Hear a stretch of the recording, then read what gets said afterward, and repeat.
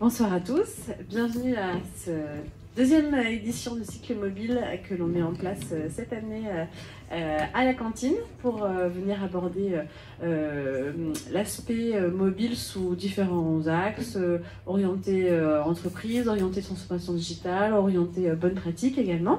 Et donc ce soir on est ravis d'accueillir 3 entreprises nantaises qui vont venir témoigner un petit peu voilà, sur comment est-ce qu'aujourd'hui on fait de l'acquisition et comment est-ce qu'aujourd'hui on retient aussi, on anime une communauté qui dépasse le million d'utilisateurs. Voilà, merci Anaïs en tout cas de BIAP qui vient, et administratrice de la cantine qui vient animer cette table ronde. Surtout, n'hésitez pas à poser vos questions, il faut que ça reste un format très participatif. On est là aussi pour apprendre des choses tous ensemble. Et voilà, si vous vous reconnaissez dans des cas pratiques, il ne faut vraiment pas hésiter à interagir avec les intervenants. On se donne 45 minutes, 1 heure pour 1 heure, ouais. Et puis après, évidemment, on pourra échanger par la suite. Merci. C'est en direct ? Non, non, on fait juste une captation pour ceux qui ne sont pas présents. Bonsoir à tous, donc ravi d'être là à la cantine ce soir avec tout le monde. Donc comme l'a dit Lise, c'est vraiment un format qui se veut convivial. Donc du coup, l'idée c'est de partager les expériences du coup de Guys, de Pierre et de Quentin du coup sur leur projet mobile et sur leur app qui ont des beaux succès. Pour un petit peu le format, ce qui va se passer, c'est que du coup, moi je vais refaire une petite introduction juste sur le marché du mobile. Après, du coup, je vais passer la main à nos invités pour qu'ils vous présentent leur app, les points de succès, comment ils sont arrivés à avoir des communautés aussi importantes. Et puis à la fin, on fera, on va aborder des sujets ensemble sur lesquels j'ai des questions, du coup, un peu de table ronde et de débat ensemble. L'idée aussi, c'est que sur les sujets de questions, s'il y en a qui veulent intervenir, s'il y a des questions sur le sujet, aucun problème. Voilà, merci Adrien. Et voilà, après on se regardera un petit temps à la fin de questions. Peut-être du coup, je vais vous laisser le micro pour vous présenter en un mot. Bonsoir, donc, moi c'est Quentin, je vais représenter Allo Voisin ce soir. Je suis responsable du pôle mobile chez Allo Voisin depuis 2017. Bonsoir, donc Pierre Auclair, je suis cofondateur de Ripple Motion et on a démarré Senseco, qui est une application à l'origine un comparateur de prix de carburant pour les voitures qui polluent. Bonsoir, je m'appelle Guy, je suis le cofondateur SEO de Wally, une application qu'on a créée il y a un peu plus de 3 ans.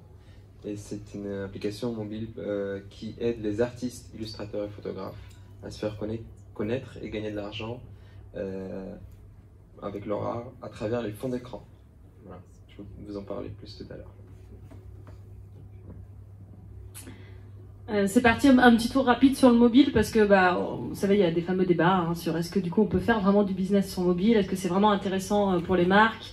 Et donc du coup, juste pour faire un petit rappel, comment on peut être présent sur mobile. Aujourd'hui, les marques elles opèrent principalement des stratégies soit sur des formats PWA ou sites mobiles. L'idée, c'est d'avoir une continuité sur les interfaces mobiles, soit plutôt sur des projets type d'application, ce qu'on va parler plus ce soir, où là, on a une vraie démarche produit, on a des vrais enjeux de récurrence. C'est un marché qui est en pleine progression. Du coup, c'est un marché qui pèse 39 milliards de dollars sur les 6 premiers mois de 2019. On a à peu près 13% de croissance sur la plateforme Apple, plus environ 20% sur la plateforme Google.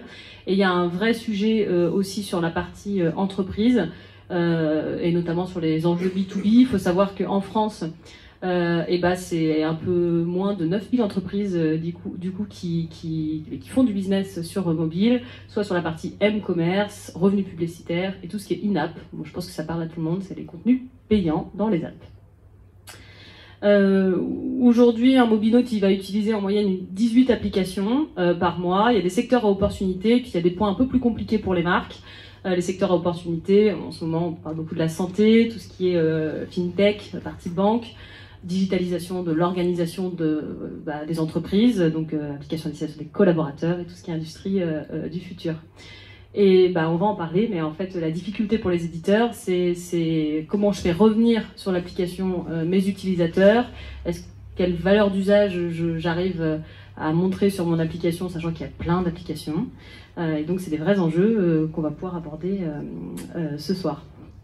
Voilà. Sur les app leaders, les difficultés généralement rencontrées, c'est vraiment être visible sur les stores, faire revenir ses utilisateurs et toute la partie expérience utilisateur. Et voilà, on a hâte d'avoir votre retour sur le sujet.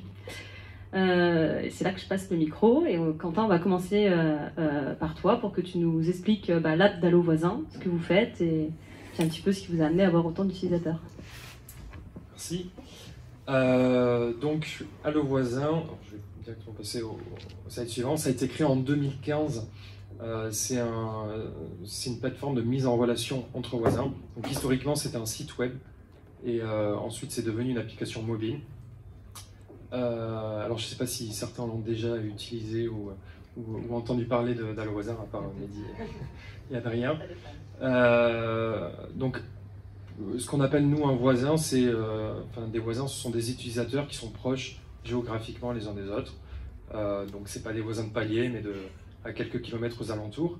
Et à la différence d'un site de petite annonce classique, nous on va poster une demande sur le voisin. Donc par exemple, j'ai besoin de faire une soirée raclette ou Beaujolais, parce que c'est le jour aujourd'hui. Je vais poster ma demande sur Allo Voisin, et puis après je vais avoir d'autres voisins qui vont répondre.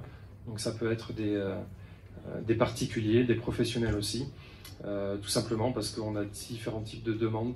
On va avoir des demandes assez simples, comme louer un appareil, et puis de la rénovation de l'électricité. Donc là, on peut vouloir faire appel à un professionnel pour ce type de prestations.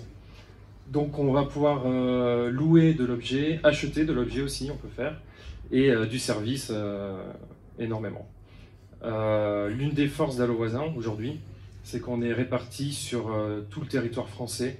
Et ça, c'est hyper important parce que si on prend ce que nous on appelle Madame Michu, qui se trouve au fin fond de la Creuse, quand elle pose sa demande, c'est très important qu'elle trouve réponse à sa demande.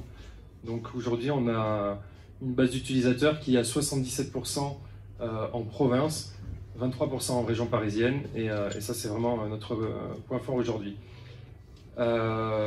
Notre profil type aujourd'hui, ça va être la génération Y, alors plutôt la fin de la génération Y, c'est-à-dire le trentenaire, qui vient d'acheter sa maison essentiellement, qui est jeune père de famille. Il n'a pas beaucoup de temps, donc il va faire appel à Allo Voisin pour de la location d'objets sur des compétences simples, par exemple nettoyer sa terrasse. Il sait utiliser un Karcher, donc voilà, il va louer un objet pour des tâches simples. Et après, comme je le disais, pour rénover sa maison, faire de l'électricité, il ne va pas prendre le risque de le faire, et donc là, il va faire une demande de service. Essentiellement la génération Y, donc aujourd'hui essentiellement mobile, je disais, à la base on était un site web. Aujourd'hui, les utilisateurs ils sont plutôt multicanal. Ils vont commencer, par exemple, à faire leurs demandes sur le web, parce que tout simplement, c'est plus facile de se concentrer, de formaliser sa demande sur le site. Et ensuite, ils vont en toute mobilité utiliser la messagerie pour suivre l'état de leur demande, les nouveaux messages. Voilà. Donc 60% mobile à peu près de trafic aujourd'hui. Ouais, merci. Donc comment on a fait pour atteindre aujourd'hui 3 millions d'utilisateurs? Donc ça c'était un peu plus tôt dans l'année, on a atteint les 3 millions. C'est pas de nombre de téléchargements, je parle bien de sites et applications confondues. Là où on a atteint le premier million d'utilisateurs, c'est en avril 2017. Donc ça a été créé en 2015, et entre 2015 et 2017, notre axe majeur, ça a été l'acquisition. Tout simplement parce que quand on poste la demande, je le disais tout à l'heure, pour que le produit fonctionne, il faut qu'il y ait des gens qui répondent. Donc le but, sur les 2 premières années, c'est d'engranger l'utilisateur. Et donc pour ça, on a fait beaucoup d'acquisitions web et de SEO. Parce qu'on sait tous que le SEO, le référencement, aujourd'hui, c'est très important. Donc d'être bien référencé pour être visible, tout simplement. On a fait aussi de la campagne radio, donc je ne sais pas si certains l'ont entendu, on entendait Ding Dong très souvent à la radio, sur les chaînes du groupe RTL, puisque c'est un de nos partenaires. Et on a fait aussi de la pub Facebook mobile. Alors Facebook mobile, parce que je l'ai dit tout à l'heure, nos utilisateurs c'est la génération Y, donc ils sont sur Facebook. Et Facebook mobile, ça marche très bien. Ça marche très bien pour faire d'utilisateurs. Donc ça c'était vraiment l'enjeu de 2017 et des années avant, c'est engranger d'utilisateurs. Une fois qu'on atteint le million, il a fallu un petit peu améliorer la marque, ancrée à Le Voisin. Donc en 2018, on est parti sur un nouvel axe majeur. Alors, ce que j'ai pas dit avant, c'est que ce qu'on essaie de faire, c'est d'avoir un axe majeur par année. On continue d'évoluer un peu tous les aspects du produit, mais c'est important aussi de se concentrer, de faire un focus sur un axe. Donc en 2018, c'était ce qu'on appelait le contrat d'expérience. Je reviendrai juste un petit peu après visuellement sur le contrat d'expérience. Donc pour ça, on a travaillé avec une agence de communication qui s'appelle Imakina. Et le but, tout simplement, c'est de ne pas juste rester une plateforme digitale, mais d'être le coup de pouce du quotidien. C'est notre slogan aujourd'hui, c'est-à-dire d'accompagner aujourd'hui l'utilisateur dès qu'il a un besoin, et voilà, de lui apporter une expérience. Donc avec Imakina, on a travaillé en faisant des user tests pour savoir où est le parcours aujourd'hui, où est-ce que ça peut pêcher, où est-ce que c'est compliqué. Je disais tout à l'heure, poster une petite annonce, tout le monde sait faire, c'est facile. Poster une demande, c'est un petit peu moins naturel. Donc on a énormément travaillé le parcours pour que ce soit finalement aussi facile que poster une petite annonce. Voilà, donc on a fait un gros focus produit. On a vraiment retravaillé le parcours à fond du moment où je poste ma demande jusqu'à ce qu'on appelle le marché conclu, c'est-à-dire j'ai trouvé un voisin et on a échangé, c'est-à-dire qu'on a mis en relation les voisins, notre but à la base. En 2019, donc là on est toujours en plein dedans, ça va continuer jusqu'à la fin de l'année, l'objectif c'est la rétention. Je pense qu'à un moment donné on est tous confrontés à ça. On a 3 millions d'utilisateurs aujourd'hui, d'inscrits. On aurait bien aimé que ce soit 3 millions d'actifs, malheureusement ce n'est pas le cas. Donc le but c'est de savoir comment je fais pour récupérer des utilisateurs qui ont déjà utilisé Allo Voisin mais qui ne l'utilisent plus aujourd'hui, ou tout simplement ceux qui s'inscrivent, comment je fais pour les garder. Donc là pareil, c'est la suite du contrat d'expérience. On a 3 millions d'utilisateurs, donc on commence à connaître nos clients, leurs habitudes, ce qui fait qu'ils aiment le produit ou ce qu'il faut améliorer. Et donc voilà, on est en plein dedans.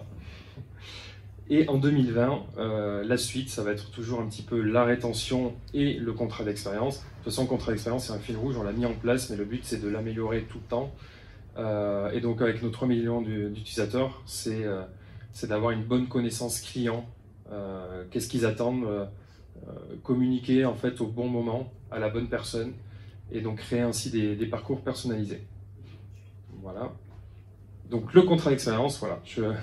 Ça, c'était notre application en 2017. Elle n'était pas très jolie, parce qu'on peut le dire, il y avait beaucoup de couleurs.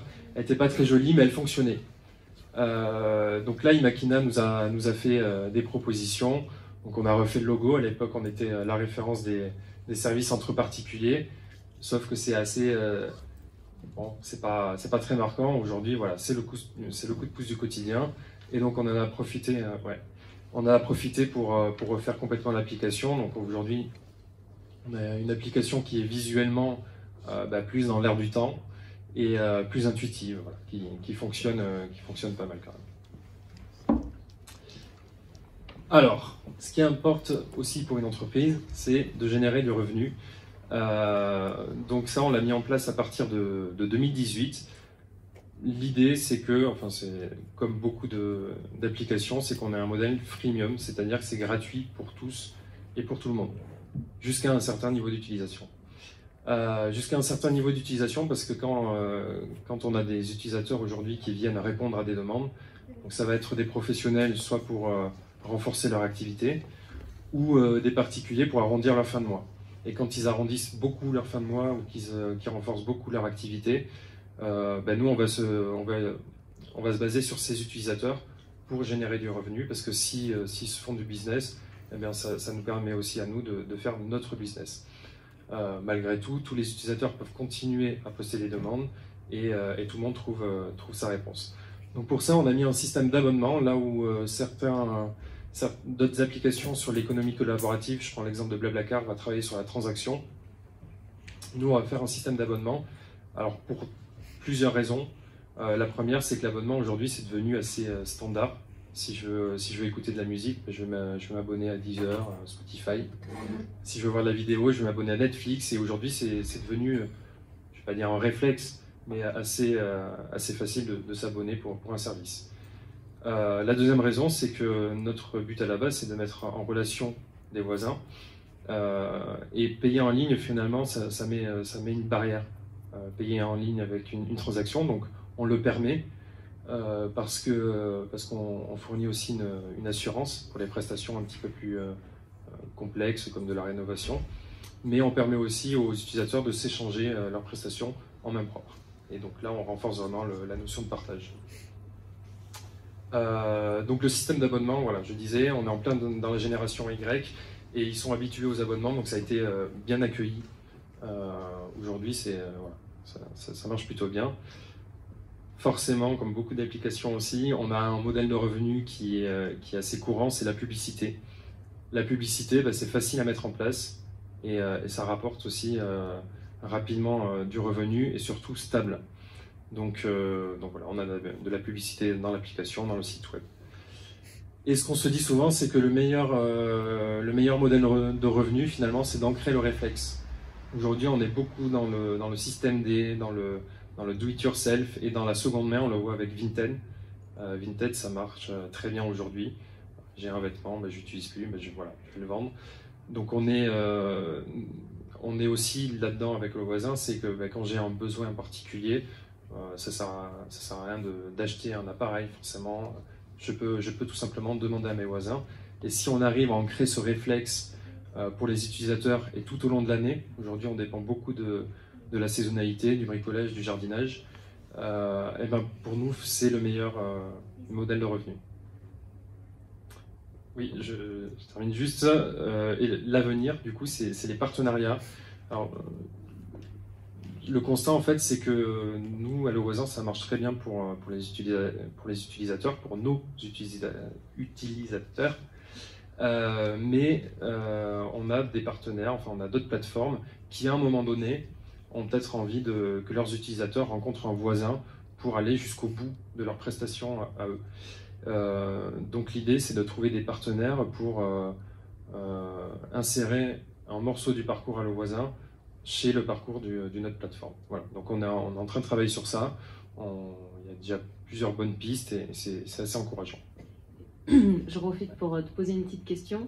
Je ne sais pas si tu peux communiquer dessus, mais le pourcentage de revenus entre abonnement, publicité et partenariat, c'est de quel modèle qui truste le plus le business de l'app? Aujourd'hui, c'est clairement les abonnements. La publicité, alors j'ai dit ça rapporte, mais ça fait pas tout non plus.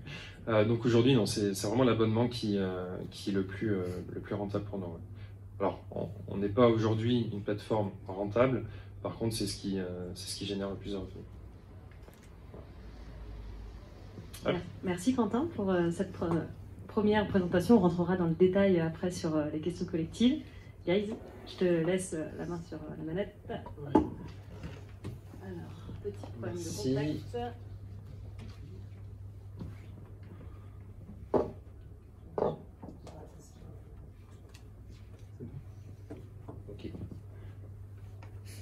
Alors, je vous ai dit rapidement le concept de Wally.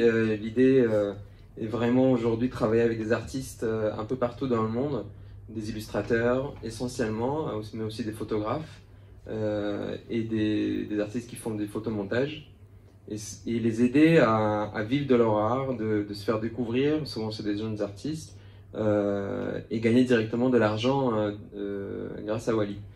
Et la façon dont on fait ça, c'est assez original, c'est par les fonds d'écran. Donc c'est une utilisation assez basique d'une image, mais c'est une utilisation quand même.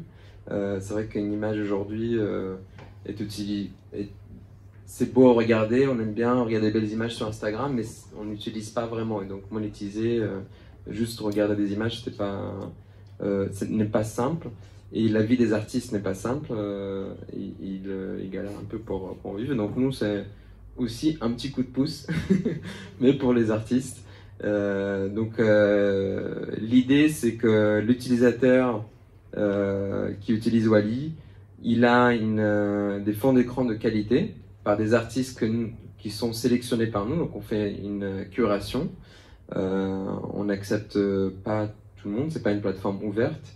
Je pourrais dire quelques mots là-dessus aussi après. Et pour l'utilisateur, il a des images de qualité par des artistes qui ne partagent pas leurs images par ailleurs comme ça gratuitement, comme certains artistes le font sur des sites comme Unsplash où c'est de la photo essentiellement.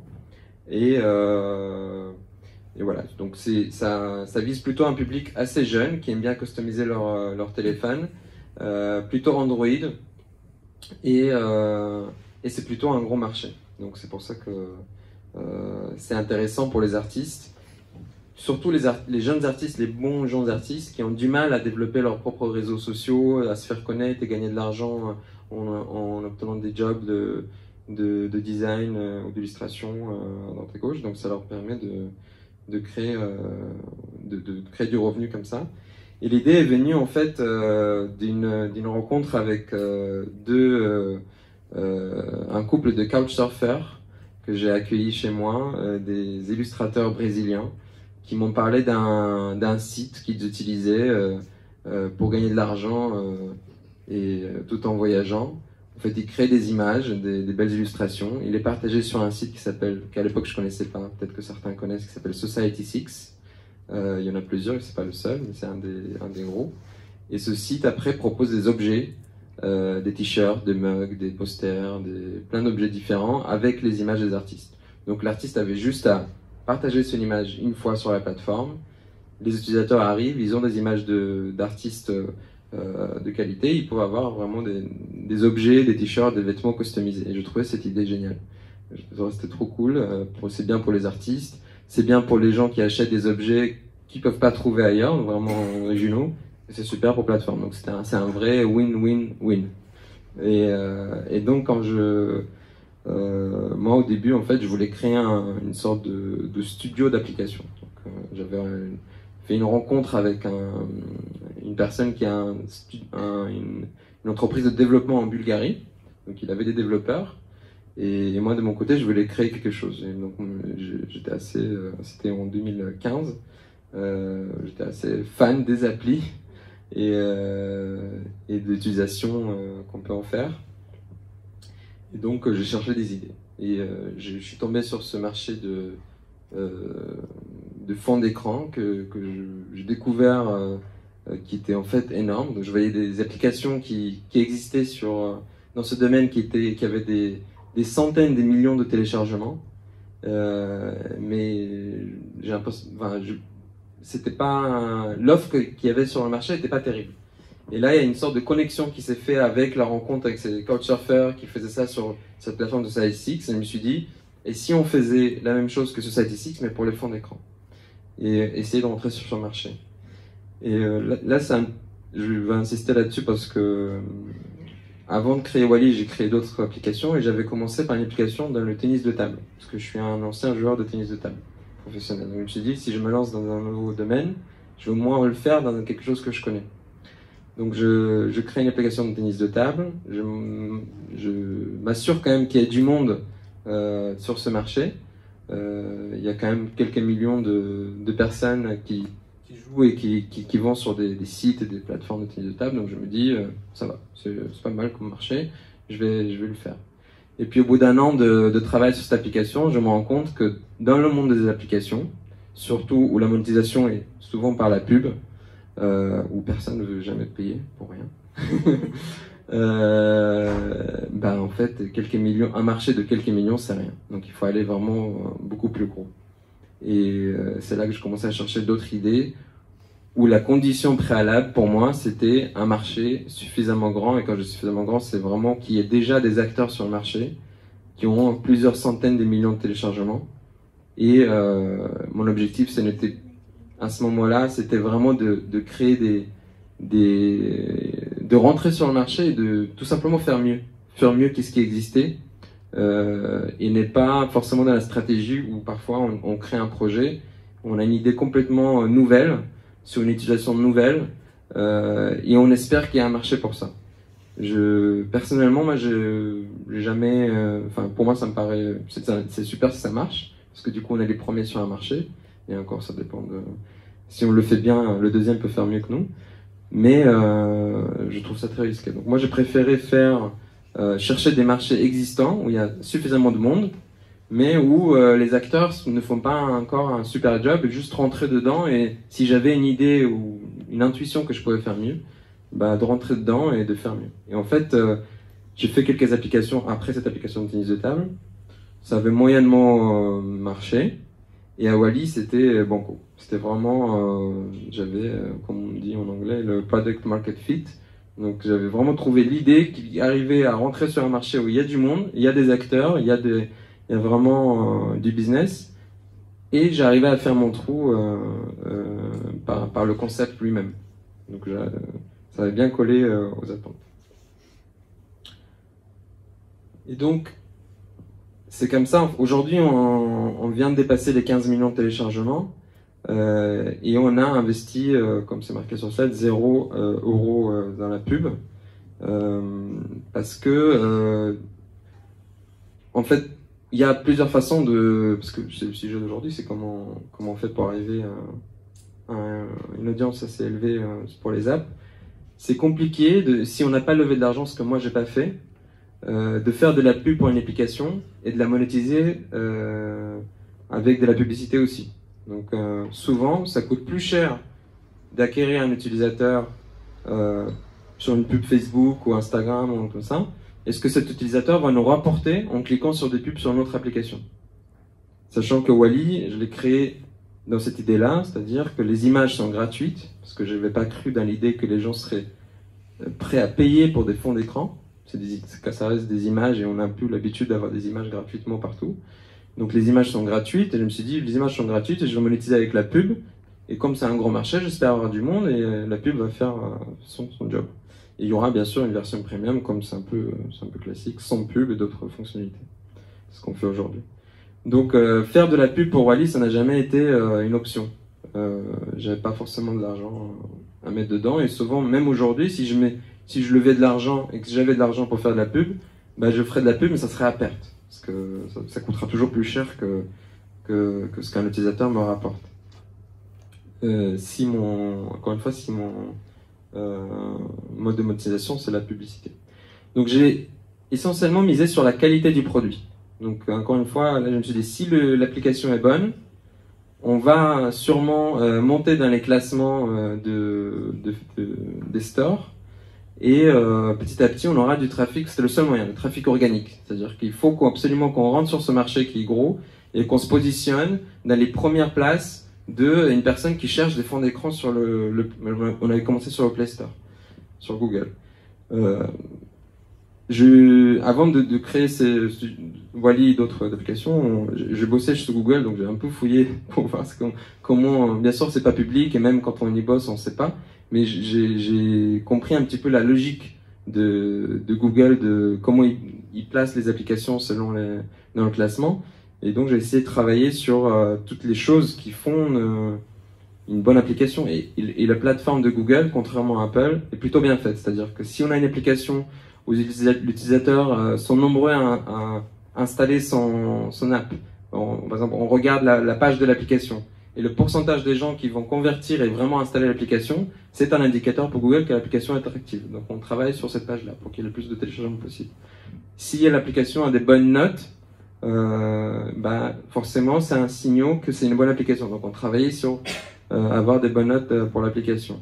Si l'application n'est pas désinstallée le jour même ou quelques heures après l'installation, c'est un bon indicateur pour l'algorithme de Google que c'était une bonne application. Donc tout est logique, tout est vraiment, je trouve que l'algorithme de Google, il essaye de vraiment simuler ce qui est une bonne application, et donc en tant que créateur d'appli, la logique fait que essayer juste lister les choses qui font une bonne application et travailler une par une sur ces choses-là. Et bien sûr, il faut que ça matche avec ce que les utilisateurs attendent. Donc là, on a un peu de chance, comme je dis. Dès le début, l'application, en fait, dès qu'on l'a lancée, elle s'est fait remarquer par un blog, sans qu'on fasse rien. Et puis à partir de cet article, elle s'est fait remarquer un peu par d'autres petits blogs, et puis des vidéos YouTube sur le meilleur nouvelles apps du moment. Et puis voilà, c'est parti un petit peu comme ça, parce que c'est vrai que la difficulté, on crée une application, on la met sur le store et qu'est-ce qui se passe après? Je peux l'envoyer à tous mes amis, et c'est ce que je faisais au début avec mes premières applications, mais en fait c'est chiant pour eux, et ça les intéresse pas. Et donc la vraie indication de savoir si vous avez une bonne idée, c'est si les amis viennent vous voir et dire « Ah, j'ai vu que tu avais ton app », parce qu'on poste souvent sur les réseaux sociaux, j'ai créé... Et ils viennent te voir et dire « Ah, j'ai téléchargé ton application, elle est vraiment cool », sans que nous, on leur demande à les télécharger et utiliser et donner du feedback. Donc là, pour Wally, j'ai fait exactement ça, je dis rien à personne mais dans mon entourage, je l'ai sorti, j'ai posté sur mes réseaux, et c'est plutôt mes connaissances qui sont venues à moi en disant « Ah, c'est vraiment cool ce que tu fais ». Donc là, je me suis dit « Ah, il y a peut-être un truc intéressant là ». Et ce qui est bien dans le projet de Wally, c'est le deuxième palier sur le diagramme, c'est que et ça c'est bien dans les projets entrepreneuriaux si c'est le cas, c'est que si les acteurs du projet sont aussi ceux qui vont faire la pub de l'appli. Pour nous, c'est les artistes. On peut prendre par exemple les applications de taxi. Pas tellement en France, mais dans d'autres pays, les applications de taxi, ils ont sur les taxis les panneaux la pub pour l'application pour les réserver. Donc c'est des taxis dans la ville qui sont les fournisseurs de cette application ils vont aussi faire la pub. Donc là pour nous c'est les artistes. Les premiers artistes qu'on a eu sur l'application, quand on a sorti l'application, la première chose qu'ils ont fait c'est de poster sur leurs réseaux sociaux qu'ils sont sur Wally et même si au début c'est pas grand chose, bah, il faut bien commencer quelque part. Et donc ça nous a apporté un trafic au début qui était intéressant. Et le troisième palier, donc j'ai un petit peu parlé déjà de l'ESO, donc c'est le App Store Optimization, donc c'est le placement sur le store, qui du coup, comme on a un peu bûchonné toutes les parties de l'algorithme, de ce qu'on savait, petit à petit ça a marché. L'application est vraiment montée petit à petit aujourd'hui, et finalement assez vite, on est dans le top 5 dans quasiment tous les pays du monde, quand on cherche les mots-clés fond d'écran dans la langue locale. Donc c'est ça le but ultime en fait, c'est de trouver un marché intéressant et de se placer haut. Et parce qu'une fois qu'on est haut, c'est à moins qu'on fasse une connerie, enfin normalement on reste quoi. Si l'application est bonne, c'est plus difficile d'y aller que de descendre. Et bien sûr les partenariats avec les stores, je n'ai pas eu beaucoup, mais avec un peu les liens le fait que je travaille sur Google, on a été mis en avant une fois, on a fait quelques trucs. Une mise en avant comme ça génère combien de téléchargements au jour? Je me souviens pas très bien, mais ils nous ont mis en avant en France pendant une semaine. Et bien sûr, c'était beaucoup de téléchargements finalement, mais finalement c'est comme la presse ou comme d'autres sources de trafic. C'est super, ça monte sur une certaine période, mais après ça redescend et on retrouve notre route de croisière normale. Donc c'est les vraies sources de trafic d'utilisateurs, enfin moi en tout cas c'est ce que je cherche, c'est pour ça que j'ai jamais cherché vraiment la presse ou des choses comme ça, c'est des choses durables. Et des choses durables, par exemple, le quatrième étape ici, c'est les partenariats. Au moment de la croissance au début, je me suis dit, ok, qu'est-ce que je peux faire pour... je suis en train de travailler monter sur les mots-clés et tout ça, pour avoir du trafic organique, mais qu'est-ce que je peux faire d'autre?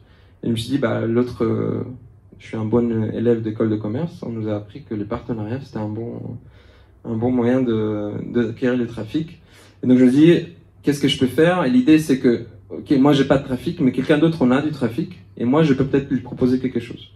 Donc par exemple, le premier partenariat qu'on avait fait, c'était une application c'est spécifique à Android, ça s'appelle les launchers, c'est-à-dire que ça change complètement la façon dont le téléphone, enfin les icônes, tout ça, j'ai du mal à l'expliquer, mais voilà, ça change un peu, c'est comme un skin pour le téléphone, et forcément eux ils ont besoin de belles images, parce que ils sont dans le système d'exploitation de téléphone et une de leurs fonctionnalités c'est aussi de pouvoir changer le fond d'écran. Donc j'ai contacté quelques-uns, il y en a un qui a accepté, je fournis des images qu'on a sur Wally, avec l'accord des artistes bien sûr, et en échange ils ont mis sur leur application des fonds d'écran par Wally et un lien vers notre application. Donc ça nous a apporté pas mal de trafic au début. Et puis le deuxième partenaire qui a été intéressant aussi, c'est justement avec Google. À un moment, Google décident, je ne sais pas pourquoi, de lancer leur propre application de fond d'écran, comme si c'est vraiment ça qui leur manquait dans leur business.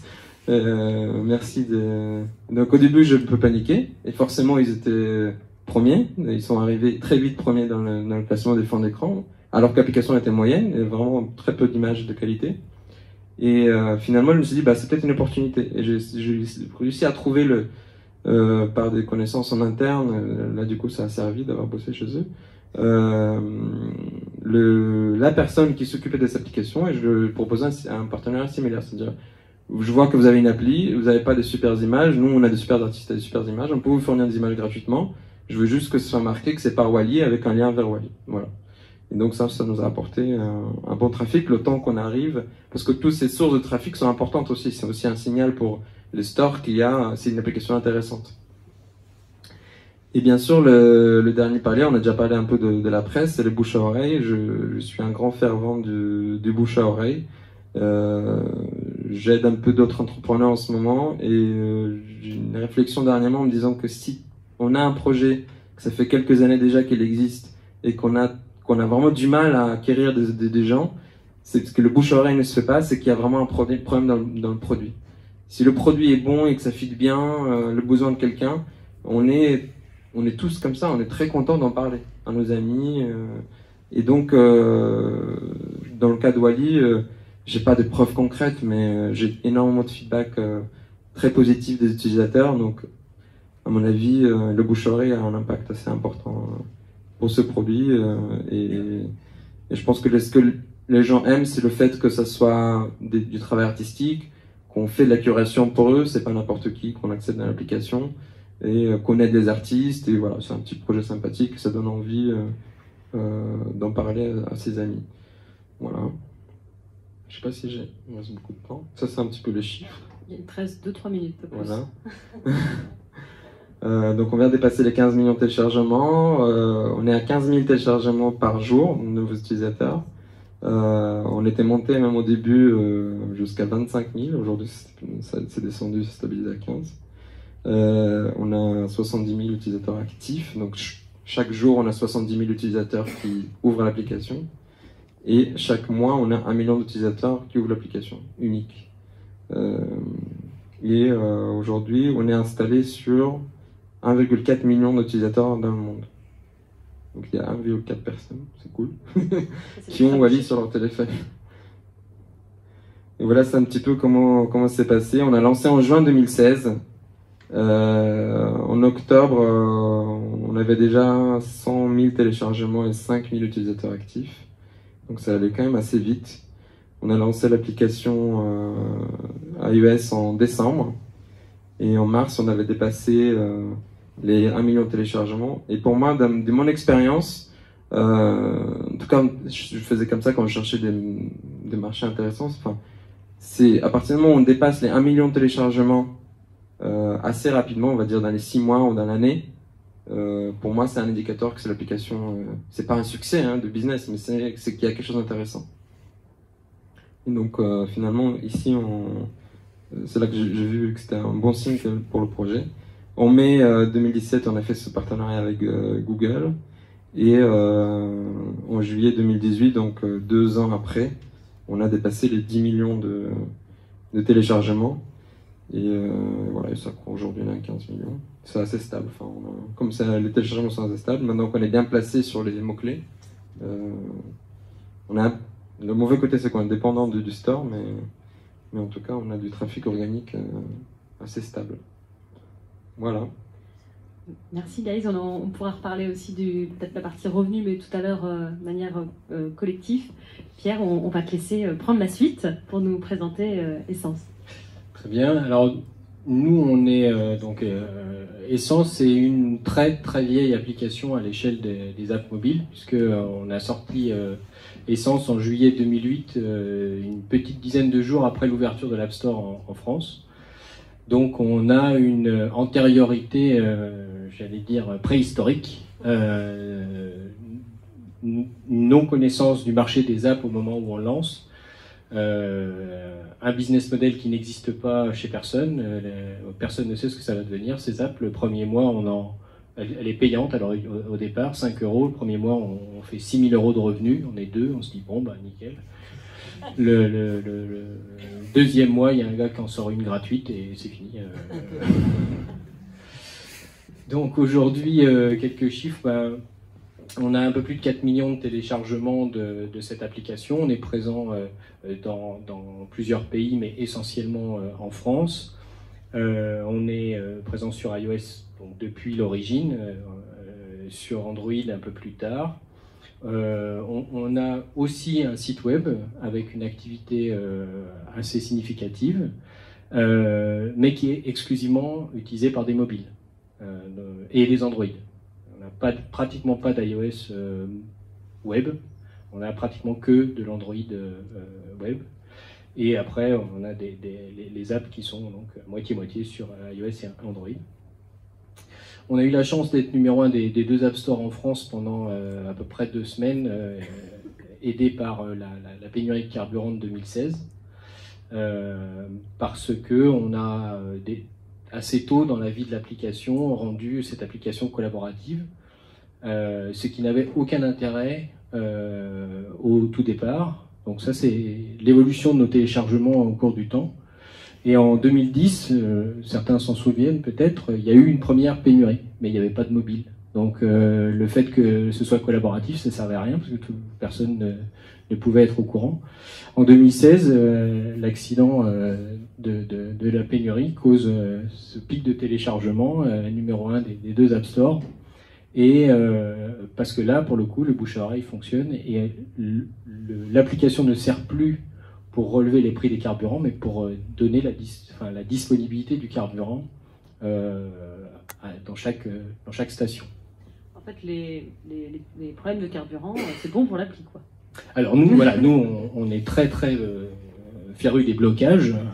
Dès qu'il y a un blocage, c'est pour nous une aubaine. C'est un peu de travail aussi parce que évidemment tout ça crée. Enfin nous on a un trafic temps réel qui est un peu significatif. Donc au moment où les journaux ont commencé à diffuser les cartes qu'on publiait sur la pénurie de carburant dans les différentes stations, ben, on avait 1 million de visiteurs dans la journée sur nos infrastructures qui n'étaient pas tout à fait adaptées à la situation. Heureusement on n'avait pas choisi de solution magique. Élastique, pas cher tant qu'on s'en sert pas, parce que là on passait à 10 000 $ par jour et on n'avait pas ces moyens-là à mettre, parce que ça fait pas 10 000 $ par jour de publicité, un truc comme ça. Donc, donc nous on est très sensible à l'actualité, on est sur un sujet qui, bon an mal an, intéresse à peu près tous les gens qui ont une voiture non électrique, c'est-à-dire beaucoup de monde encore. Et on est dans une problématique de récurrence. C'est-à-dire que les gens se servent de leur voiture et le premier truc qui disparaît, c'est le carburant. Toutes les autres applications qui s'occupent de la voiture, du budget de la voiture, réussissent pas vraiment à percer parce qu'il y a un problème de récurrence d'usage. Si vous vous occupez de vos contrôles techniques, par exemple, une application de contrôle technique, ça n'a pas de sens parce que vous aurez changé de mobile avant de refaire votre contrôle technique. Si les réparations automobiles, c'est une par an, si on n'a pas une voiture trop pourrie, donc c'est pas assez pour prendre l'habitude de l'usage d'une application mobile. Néanmoins, la place qu'on a prise dans les téléphones des gens et cette obligation de récurrence fait que nous, justement, on commence à s'intéresser à tout ce qui va autour du budget de l'automobile et pas que le carburant. Et on crée des partenariats avec des gens qui vendent du service autour de l'automobile parce que justement, eux n'arrivent pas à rentrer sur le marché de l'App Store en soi parce qu'ils n'ont pas cette facilité, cette récurrence d'usage possible. Voilà, donc on est au cours du temps, on voit qu'au début, en fait, on suit le marché du mobile. Et puis petit à petit, voilà, on prend un peu plus d'ampleur. On a lancé l'application à l'international, ce qui pour nous est compliqué parce qu'il faut savoir trouver les prix des carburants à l'étranger. Il faut gérer la notion de transhumance, C'est-à-dire que tant qu'on est présent en Allemagne, en France, en Italie, en Espagne et au Maroc, donc vous pouvez traverser l'Europe. Et du coup, quand vous êtes au Maroc et que vous voyez les prix du carburant au Maroc, vous voulez avoir vos références en euros, mais les prix qu'on vous affiche sont pas en euros. Si vous êtes marocain, vous voulez l'application en arabe écrit de droite à gauche avec les bons prix dans votre... Donc toutes ces petites subtilités ajoutent au produit pas mal de complexité en fait à gérer au cours du temps. Et vous ne pouvez pas vraiment faire machine arrière sur ces sujets-là. C'est-à-dire qu'une fois que vous avez mis la main dans l'engrenage, vous ne pouvez pas vous retirer, quoi. Donc il faut continuer à gérer ça. Ou il faut imaginer votre application de telle sorte que on puisse distinguer les services de pays en pays pour pouvoir avoir un rollout qui soit calibré en fonction de vos forces. Nous, on est un peu comme toi, on n'a pas été chercher d'argent à l'extérieur, donc on fait avec les moyens du bord.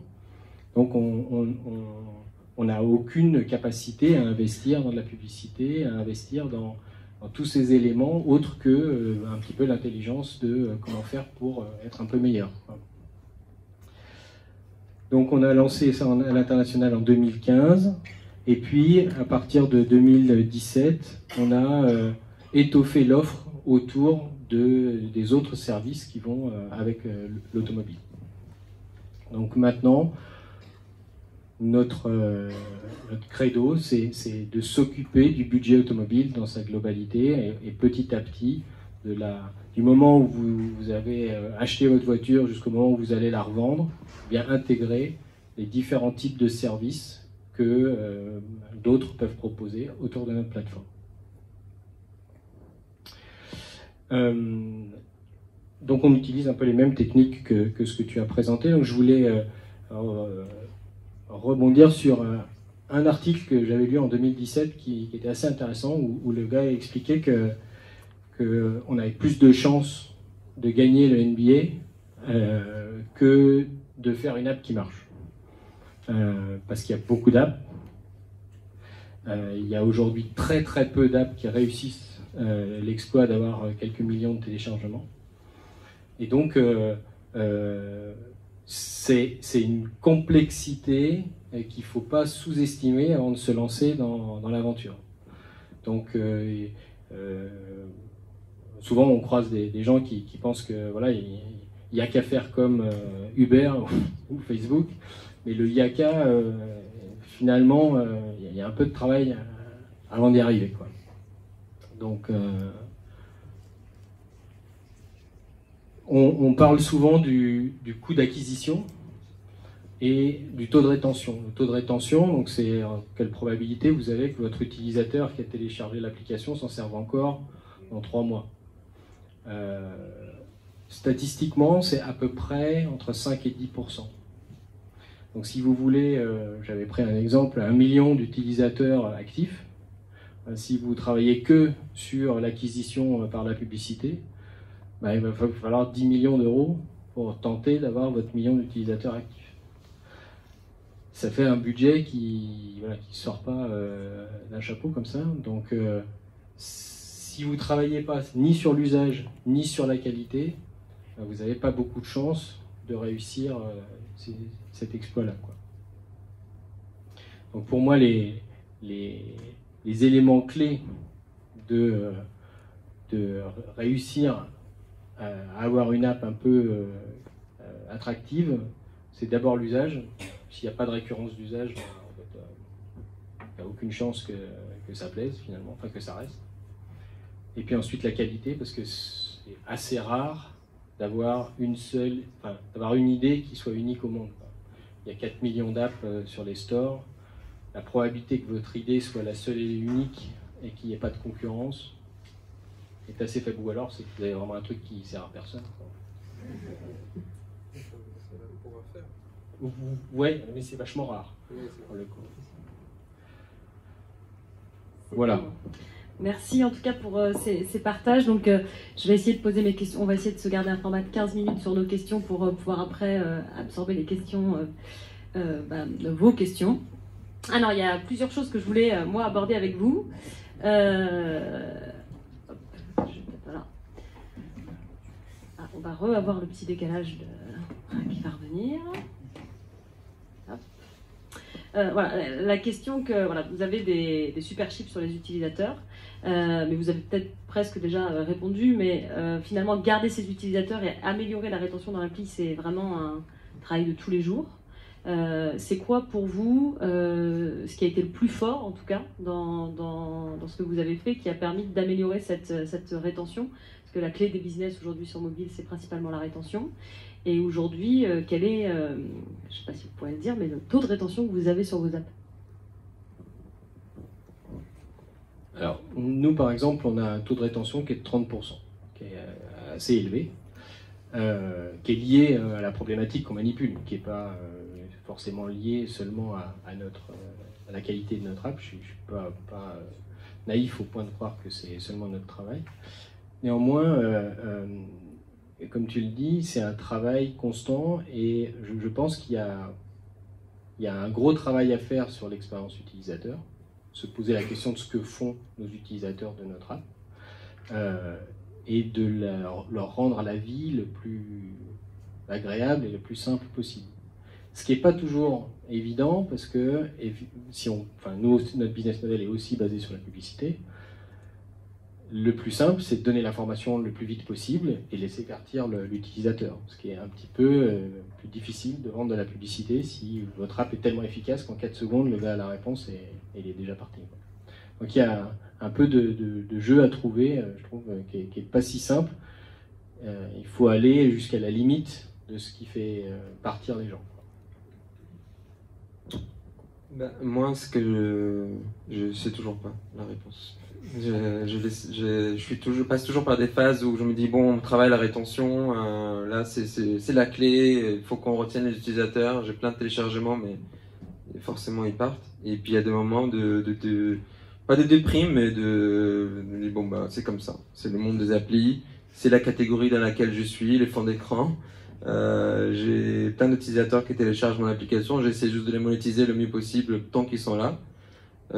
Ceci dit, j'ai une lueur d'espoir parce que j'ai lancé, donc là c'est une question de fonctionnalité. Forcément, dans nos applications, en fait les trois c'est pareil, enfin, il y a un usage. Moi on prend un fond d'écran et après on n'a plus besoin de l'application. Là on connaît le prix de l'essence, après on n'a plus besoin de l'application. Et toi c'est peut-être un service récurrent mais c'est pas tous les jours non plus. Et finalement les applications qu'on utilise tous les jours, bah, c'est les messageries, enfin, c'est rare finalement. Et la fonctionnalité que j'ai trouvée, c'est une fonctionnalité qu'on appelle playlist. J'ai dit quel usage de fond d'écran on peut avoir régulièrement.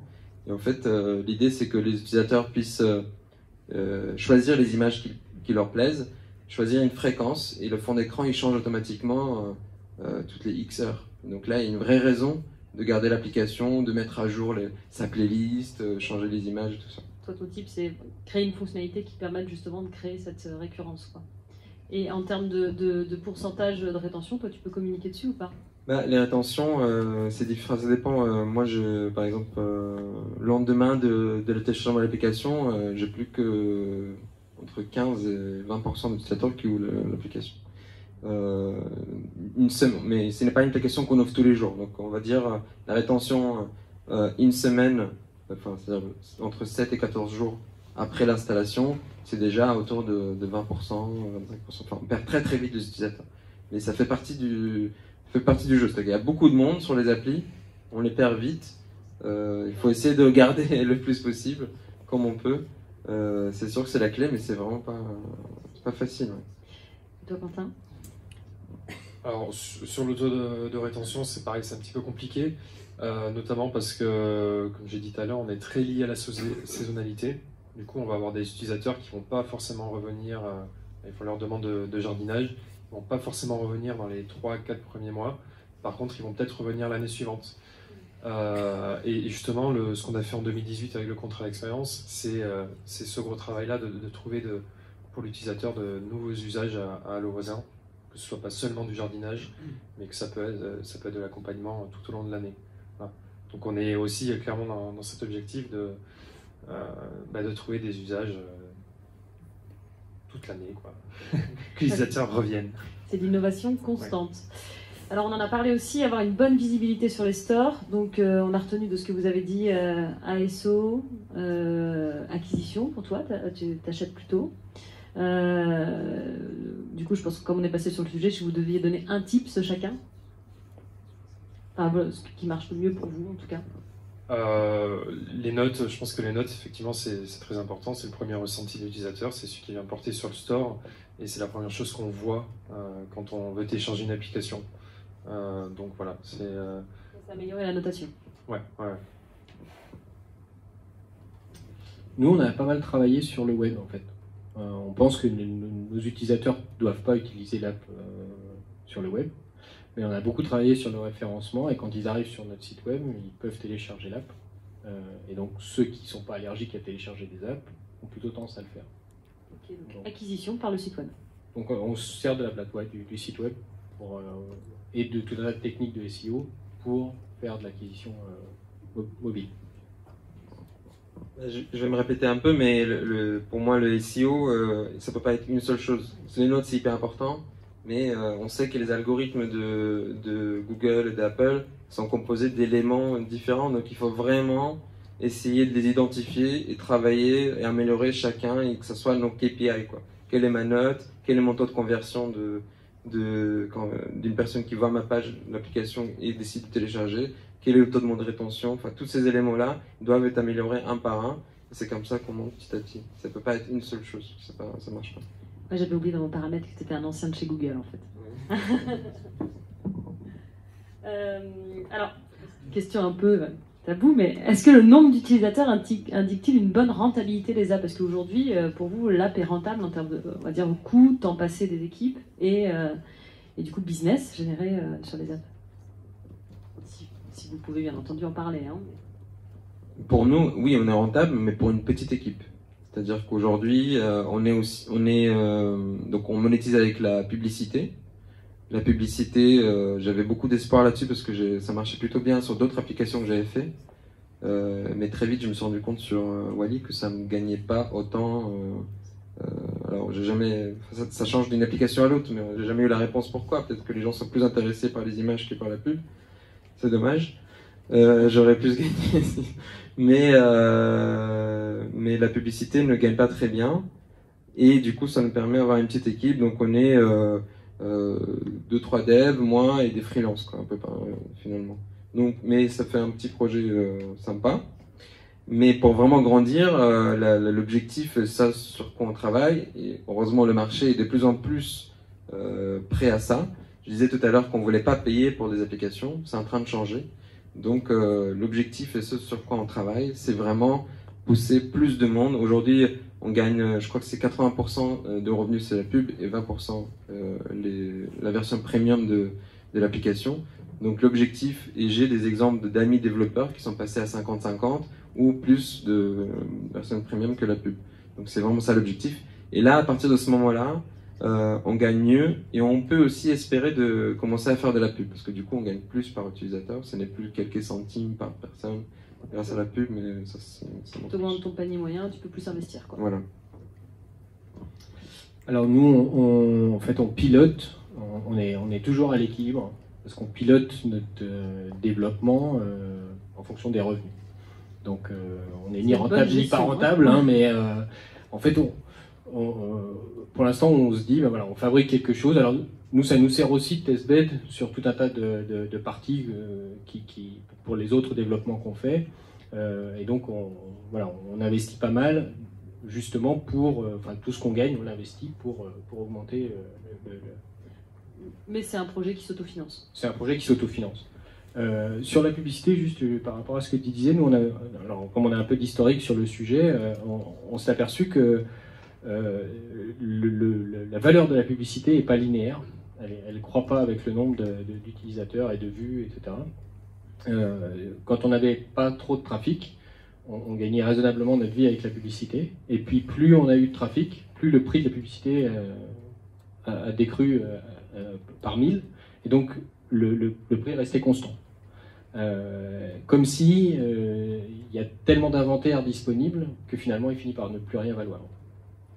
Donc On a vu aussi quelques espoirs en se disant ça y est, on est sur une bonne pente, et vu ce que ça représente, ça va se multiplier et ça va être une bonne nouvelle.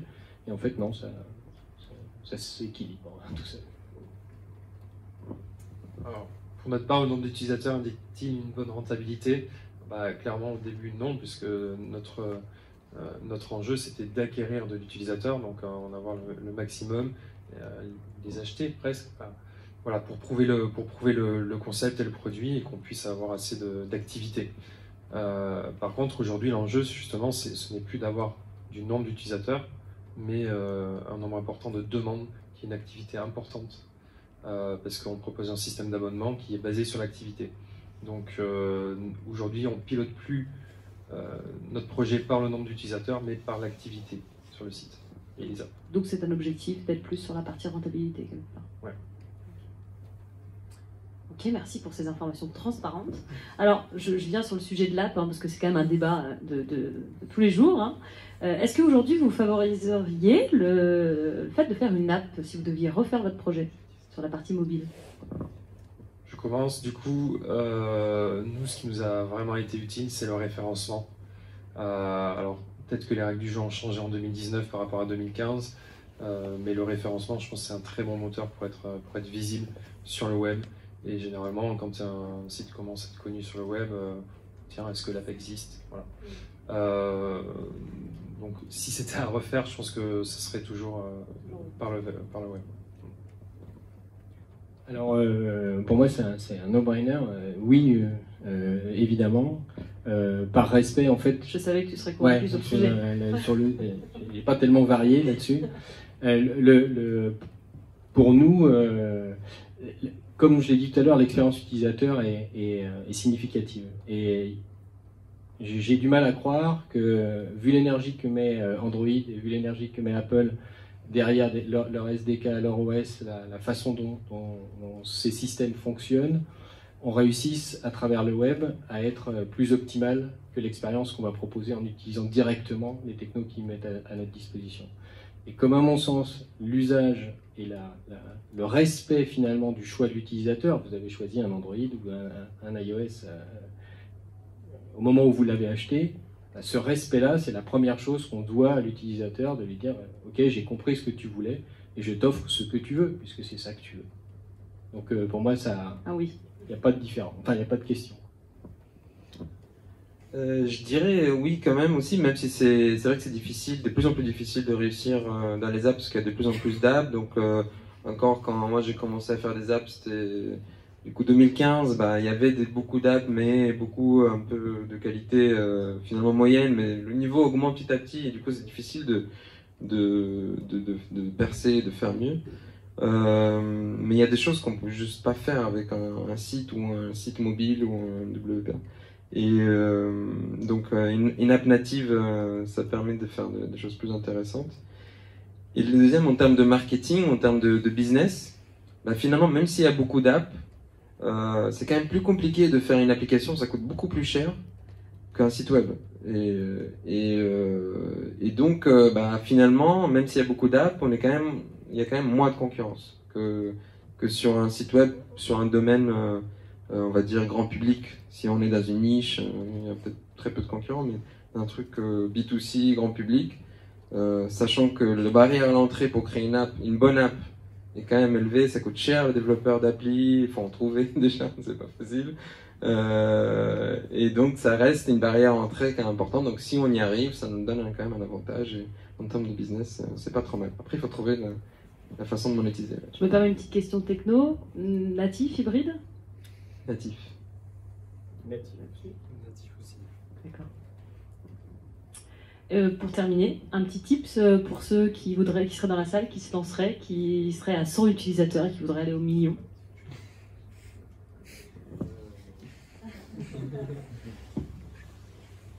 Tout dépend. Pour moi, quand je discute avec des entrepreneurs qui débutent, c'est vraiment de savoir, c'est la question de marché. Est-ce qu'il y a, pas n'importe quel projet peut passer de 100, il faut qu'il y ait un marché. Et s'il y a un marché, et qu'on arrive à faire mieux que nos concurrents, ça devrait le faire. Il n'y a pas besoin de réinventer le positionnement ou une stratégie marketing incroyable. Moi, je suis très attaché à la qualité du produit et que le produit parle par lui-même. Bien sûr qu'il y a plein de stratégies marketing autour de tout ça, mais s'il y a un marché et qu'on arrive à être visible sur ce marché, normalement, ça devrait le faire. Il n'y a pas de miracle particulier pour avoir un gros trafic. Merci. Je réfléchis. Nous, je reviens toujours au contrat d'expérience, mais ça a vraiment été un élément marquant pour nous. C'est que si on veut être rentable, si on a cet objectif, le mieux c'est d'écouter l'utilisateur. Voilà. En écoutant les utilisateurs, on a largement amélioré notre produit. Et alors quand je dis écouter les utilisateurs, c'est pas forcément ceux qui crient le plus, parce que généralement sur le store c'est plus facile de venir noter quand on n'est pas content, plutôt que quand on est content et que tout va bien. Mais voilà, les user tests, impliquer les utilisateurs dans le développement du produit et l'améliorer sans cesse. Voilà. Merci. Alors, comme je n'ai pas vraiment de conseils à donner à personne, mais je pense qu'il ne faut pas hésiter à regarder la réalité en face, en fait. Et je suis d'accord, s'il n'y a pas de marché, il n'y a pas de chance, quoi. Si on ne met pas suffisamment de cœur, de qualité dans ce qu'on fait, c'est pareil, il n'y a pas de chance. Si on fait que copier en disant je veux que ce soit comme Facebook ou comme... il faut quand même se rappeler de la force de ces gens-là et qu'on ne peut pas comme ça faire la même chose que ces gens-là. Donc, à mon avis, il faut regarder la réalité en face et puis c'est la meilleure façon de trouver son chemin, quoi. Merci. Juste avant de vous passer le micro pour ceux qui ont des questions, petite page de pub, c'est pas payant, hein, je suis pas rémunérée dessus. Voilà, on refait un autre cycle Modebic le 23 janvier prochain. Et l'idée pour le coup c'est d'approfondir le sujet de l'acquisition mobile, mais payant. Même si ça n'a pas été forcément les tips notamment de Pierre et de Guys, mais l'idée c'est de vous dévoiler un peu les dessous de l'acquisition payante. Donc voilà, et maintenant on va passer peut-être aux questions.